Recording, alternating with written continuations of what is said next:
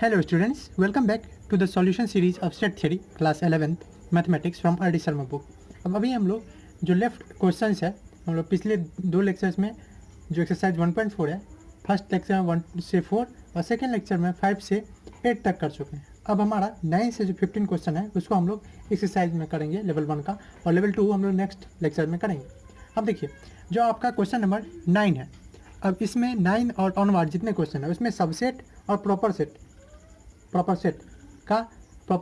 Proper subset का concept है। तो इसलिए आप अगर वो नहीं पढ़ें तो आप डिस्क्रिप्शन चेक कर सकते हो, उसमें आप सेट थ्योरी का पूरा प्लेलिस्ट मिल जाएगा, वहाँ से जाके चेक कर सकते हैं। तो नाइन्थ क्वेश्चन में क्या दिया हुआ है कि आपको पॉसिबल सबसेट लिखना है किसका गिवन सेट का। जैसे फर्स्ट है ए, उसमें आपको बेसिक नॉलेज है, आपको पता ही होगा कि कोई भी सेट का पहला चीज़ जो एम्प्टी सेट होता है वो सबसेट होता है सभी सेट का। तो एक हो गया ये, और एक इसके साथ साथ ए है वो खुद, तो इसके साथ साथ इसका कितना हो गया, इसके पास 2 सबसेट्स हो गए, ठीक है। तो इसके पास कितने हो गए सबसेट्स, 2 सबसेट। आप ये भी लिखते चले कितने सबसेट्स होते हैं, और आपको ये पता भी होगा कि 2 टू दी पावर n जो होते हैं वो टोटल नंबर ऑफ सबसेट होते हैं किसी भी गिवन सेट में, जहाँ पे n जो है वो दिखा रहा है क्या चीज़, नंबर ऑफ एलिमेंट, या जिसको हम लोग कार्डिनल नंबर ही बोलते हैं, 2 to the power n subsets. चलिए इसी तरह से सेकंड देखिए, 9 का आप सेकंड देख सकते हैं। उसमें क्या दिया हुआ है 0 1, 2 एलिमेंट है, इसका आप सबसेट लिखेंगे तो आपका आराम से हो जाएगा। एक हो जाएगा 5 क्योंकि 5 सबसेट होता है सबका, 0 का अकेले, ठीक है, 0 को अकेले, फिर 1 को अकेले, ठीक है, 1 को अकेले, और इस दोनों को साथ साथ।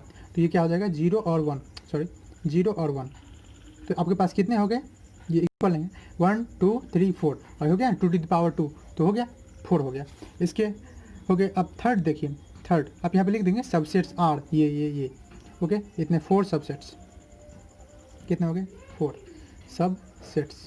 चलिए देखते हैं थर्ड, 9 का आप थर्ड अगर देखेंगे तो इसमें 3 एलिमेंट्स है ए बी सी। तो इस फार्मूला के हिसाब से देखा जाए तो 2 टू द पावर 3 यानी 8 सबसेट्स होना चाहिए। देखते हैं कि यहाँ पे हो पाता है 8 या नहीं, जरूर होगा। तो यहाँ पे पहला क्या आप लिख सकते हैं 5 सब में लिख दीजिए, ओके, और उसके बाद ए अकेले लिख दीजिए, उसी तरह से बी अकेले लिख दीजिए, सी अकेले लिख दीजिए, ओके। अब 2 करके आप पेयर बनाते चले। जैसे एग्जाम्पल के लिए ले ले ए बी, तो ए बी एक साथ ले लिए, फिर ले लिए बी सी, तो बी सी ले लिए एक साथ, और ए सी। अब आपके मन में ये नहीं आना चाहिए कि सी ए भी ले रहे हैं सी बी भी ले रहे हैं, नहीं, ऑर्डर आप लिखते हैं अगर अलग तो उसका कोई वैल्यू नहीं है सेट थियरी में, ठीक है। तो आपके पास कितना हो गया, अब सब हो गया। अब एट लास्ट हम लोग ए बी सी तीनों एक साथ ले लेते हैं, ए बी सी। इस पूरे को आप लोग क्या कर दें, एक पूरे को एक सबसेट के रूप में ले लें। तो आपके पास हो गया कितना 1 2 3 4 5 6 7 8 हो गया ना सबसेट, यही लिखना था। चलिए आप बढ़ते हैं फोर्थ क्वेश्चन की तरफ। तो 9 का अगर आप फोर्थ देखिए तो इसमें क्या दिया हुआ है, एक है 1 और एक है सेट 1, ये दोनों है इसका क्या चीज़ एलिमेंट। अब इसका अगर सबसेट लिखना है तो पहला अगेन एक 5 हो जाएगा, उसके बाद एक 1 एलिमेंट वाला, फिर जो ये सेट है खुद तो उसका भी सबसेट बनाने के लिए क्या करते हैं, इस सेट का भी सेट बन जाएगा, यानी 1 तो पहले से था ही, और इसका चूंकि सबसेट बनाना है तो एक और ऊपर से देना पड़ेगा। फिर ये दोनों अलग अलग हो गया तो इस दोनों को साथ साथ, यानी 1 और 1, 2 एलिमेंट्स थे तो 2 टू द पावर 2 यानी 4 सबसेट होना चाहिए था। क्या 4 है, 1 2 3 4, यस 4 है। चलिए आगे बढ़ते हैं फिफ्थ, 9 का फिफ्थ देख सकते हैं 5, सिर्फ और सिर्फ 5 है। तो इसका एक क्योंकि एक एलिमेंट है तो 2 होना चाहिए, तो एक तो 5 होता है सबसेट एवरी एलिमेंट का, तो ये हो गया 5, और उसके बाद ये सेट जो है वो भी। तो इसका मतलब ये नहीं समझिए 5 है, इसमें एक एलिमेंट है ये 5, ठीक। चलिए बढ़ते हैं 6th एलिमेंट की तरफ। अगर आप सोच रहे हैं कि एम्प्टी सेट तब कैसे लिखेंगे, एम्प्टी सेट को आप या तो 5 से डिनोट कर दो या ऐसे कर्ली ब्रेसेस जिसमें कुछ ना हो, ये दिखा रहा है कि एक एलिमेंट इसके अंदर है। 6 देखते हैं, 9 का अगर आप 6 देखें, सॉरी 5 ही है। चलिए तो देखते हैं क्वेश्चन नंबर 10। क्वेश्चन नंबर 10 देखेंगे आप, इसमें क्या दिया हुआ है, right and all possible proper subset each of the following set.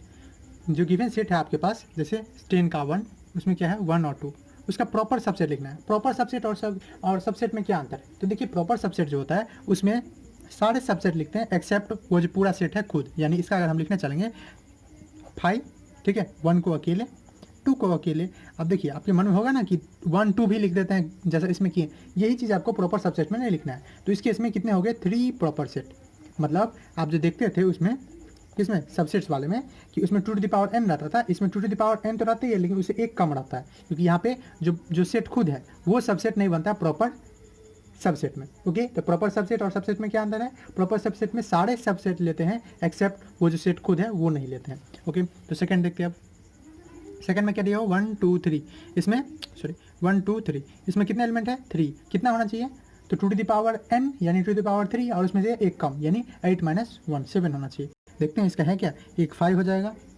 एक 1 हो जाएगा, एक 2 हो जाएगा, एक 3 हो जाएगा, एक 1 2 हो जाएगा, एक 1 3 हो जाएगा, एक 1 3 हो गया, एक हो गया 2 3 हो गया, 2 3 हो गया, कितना हो गया 1 2 3 4 5 6 7। ठीक है, अब ये पूरा तो नहीं ले सकते 1 2 3 क्योंकि ये अलाउ नहीं है हमको प्रॉपर सबसेट में, तो यहाँ पे इसके पास कितने हो गए 7 प्रॉपर सेट्स या 7 proper subset, 7 proper subsets. Okay, अब बढ़ते हैं थर्ड की तरफ, 10 का थर्ड, उसमें क्या दिया हुआ एक ही सेट है ही, तो इसमें भी एक है, तो इसके लिए हम लोग सिर्फ और सिर्फ एक ही चुन सकते हैं, वो कौन है तो वो है इसका 5, एक ही होगा इसका। ठीक है, क्योंकि एक एलिमेंट का क्या आता है 2 टू द पावर 1 यानी कितना हो जाना चाहिए 2, लेकिन 2 तो नहीं होगा क्योंकि 1 को हम डिनोट इसमें नहीं कर सकते हैं, क्योंकि हम जानते हैं प्रॉपर सबसेट जब भी बात होता है तो सारे आप सबसेट लेते हैं एक्सेप्ट वो जो सेट खुद है उसको छोड़ के। तो चलिए अब बढ़ते हैं 11th की तरफ। 11th क्वेश्चन आपका सिंपल है, वो बोला वही चीज़ जो मैं ऊपर बताया वही चीज़ बोल रहा हूँ। What is the total number of proper subset, ध्यान से, total number of proper subsets of A set containing an element. तो आपके पास एलिमेंट्स की संख्या क्या है तो एलिमेंट्स नंबर ऑफ एलिमेंट अच्छा रहेगा, number of elements equal to n. अब यहाँ पे अगर सबसेट पूछता सीधा तो 2 टू द पावर एन लिखते हैं, लेकिन पूछ रहा है प्रॉपर सबसेट, तो प्रॉपर सबसेट जो होता है वो एक कम होता है 2 टू द पावर एन से, तो प्रॉपर सबसेट्स या simply number of proper subsets वो कितना हो जाएगा 2 to the power n minus 1, ये हो गया। ओके, अब आते हैं 12th की तरफ। 12th में क्या दिया हुआ है कि if A is any set, A कोई सेट है तो आपको प्रूफ करना है कि A is a subset of 5, अगर ए सबसेट है 5 का, ये सिंबल दिया हुआ है, इसका मतलब होता है इफ़ एंड ओनली इफ़, इसको आप IFF दिखा दो, या इसका क्या मतलब होता है if and only if, if and only if, ये तभी हो सकता है, इसका मतलब इफ़ एंड ओनली इफ़ मतलब तभी हो सकता है ए अगर सबसेट ऑफ 5 का, तो ये तभी हो सकता है अगर ए 5 के बराबर हो। देखिए अब ऐसा में जब भी हमको ऐसा आता है कि मान लो कि ए सबसेट है बी का और प्रूफ करो कि ए जो है वो बी के इक्वल है, यहाँ पे बी मैं 5 को मान रहा हूँ, तो ऐसे केस में आपको एक ही चीज़ करना है, आपको ये पहले से भी जानते होंगे आप थ्योरी से भी कि ए अगर सबसेट है बी का और बी अगर सबसेट है ए का, तभी ये चीज़ पॉसिबल है, क्योंकि हर एक ये चीज़ ये दिखा रहा है ए सबसेट है बी का, इसका क्या मतलब है ए का सारे एलिमेंट ए के बी में है, बी सबसेट है ए का, इसका क्या मतलब है बी का सारे एलिमेंट ए में है। तो अगर ये दोनों चीज़ हो रहा है ए का बी में है पूरा, बी का ए में है सब कुछ, यानी तब इक्वल है, तो इससे क्या मतलब निकलता था, इसका मतलब होता था ए बी के इक्वल है। यही चीज़ आपको यहाँ करना है। तो हमारे पास गिवन क्या है, हमारे पास पहले से गिवन है कि ए सबसेट है 5 का, और हम जानते हैं कि 5 जो होता है वो सबसेट होता है एवरी सेट का, तो वी नो हम क्या जानते हैं कि 5 is subset of every set, 5 subset है एवरी सेट का। अब ऐसा अगर है कि 5 सबसेट है एवरी सेट का, तो 5 ए का भी होगा, तो यस 5 सबसेट ऑफ ए। अब यही चीज़ तो कंडीशन पूरा ना था, अगर ए सबसेट है बी का, बी सबसेट है ए का, तो ए और बी इक्वल हो जाता है। यहाँ पे बी का काम कौन कर रहा है 5, तो ए सबसेट है 5 का, 5 मतलब बी का, तो ए सबसेट है बी का, ठीक है, बी सबसेट है ए का, यानी हम बोल सकते हैं कि ए इक्वल टू क्या हो जाएगा 5 प्रूफ्ड। ये हमको प्रूफ कराना था या शो करना था। तो चलिए बढ़ते हैं क्वेश्चन नंबर 13 की तरफ। क्वेश्चन नंबर 13 आप देखेंगे तो पिछले ही वाले क्वेश्चन के जैसे बस उसका थोड़ा सा एक्सटेंडेड पोर्शन है, क्योंकि यहाँ पे 3 सेट पे काम करना है आपको। तो प्रूफ क्या करना है, प्रूफ करना है आपको कि ए सी के इक्वल है। आपके पास कुछ गिवन इन्फॉर्मेशन है वो मैं लिख दे रहा हूँ। गिवन इन्फॉर्मेशन क्या है कि ए जो है वो सबसेट है बी का। अब अगेन आपको फील आना चाहिए अब इस क्वेश्चन में, तभी होगा। ए सबसेट है बी का मतलब ए का सारा एलिमेंट किसके अंदर है बी, मतलब बी कोई है तो बी के अंदर कौन है ए, बी के अंदर कौन है ए, जब ये बी है तो इस बी के अंदर कौन है ए। ओके, और जब बी सबसेट है सी का, ठीक है, बी सबसेट है सी का मतलब बी का सारा एलिमेंट सी में, मतलब सी इससे भी बड़ा भाई है कोई जो बी को भी अपने अंदर में रखा हुआ है। ओके, और इसके साथ साथ दिया हुआ है कि सी जो है वो सबसेट है ए का, सी जो है ये सी सबसेट है किसका ए का। ओके, अब देखिए जब किसी ए और सी को इक्वल करना है तो सी सबसेट है ए का ही। अगर हम दिखा दें कि ए सबसेट है सी का तो हम आराम से अपना काम बना सकते हैं, क्योंकि तभी ना मैं पिछले ही क्वेश्चन में बताया हूँ कि ए अगर सबसेट है सी का और इसका उल्टा भी सही है यानी सी सबसेट है ए का, तो ए और सी इक्वल हो जाता है। क्यों, आप पीछे जाके देख सकते हैं फिर से उस जे पिछला वाला क्वेश्चन 12th में मैंने ये बताया हुआ रीजन भी हुआ। तो देखिए उस हिसाब से अगर हम लोग यहाँ पे थोड़ा सा अपना माइंड लगाए तो हमारा काम बन सकता है। ए सबसेट है सी का, हमको यही दिखाना है ना, आराम से हो जाए।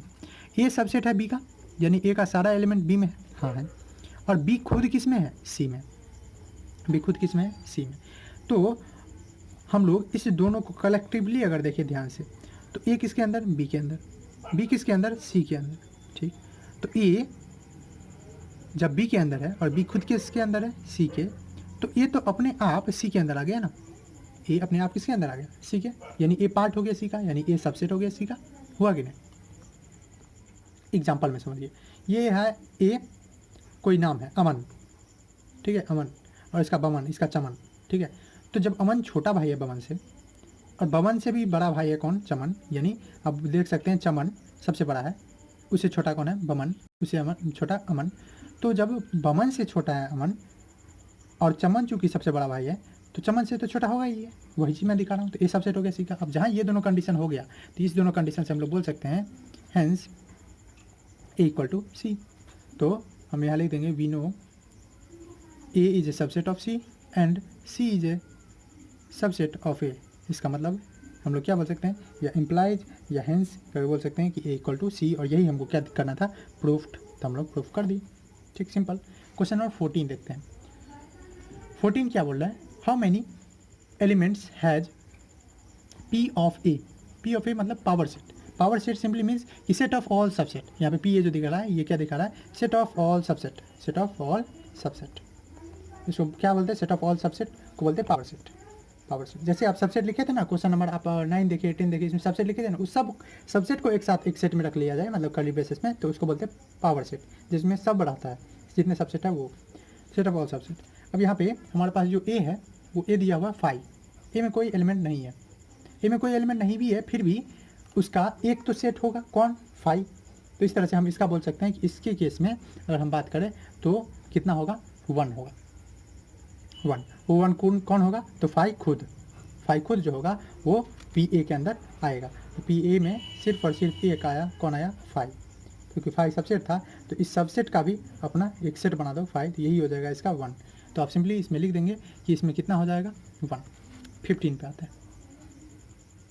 15 बोल रहा है what universal set. Universal set मतलब ऐसा सेट जो सब को रखे रहता है, ठीक है। तो वहाँ सबके लिए अलग अलग हो सकता है, जैसे 1 2 3 4 है तो उसके लिए हम नेचुरल नंबर कर सकते हैं, ठीक है।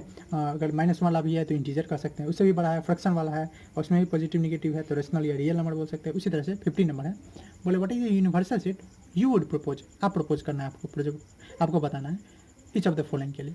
पहला जो है वो बोल रहा है set of all right triangle. तो देखो भैया राइट ट्रायंगल है, ट्रायंगल की बात हो रही है, तो सब तो ट्रायंगल के पार्ट होंगे ही, क्योंकि ट्रायंगल का ही ना पार्ट किया हुआ है 6 साइड के बेसिस पे है, तो आइसोसेलेस, इक्विलेटरल और स्केलर है, और एंगल के बेसिस पे देखिए तो एक्यूट, ऑब्ट्यूज और राइट है।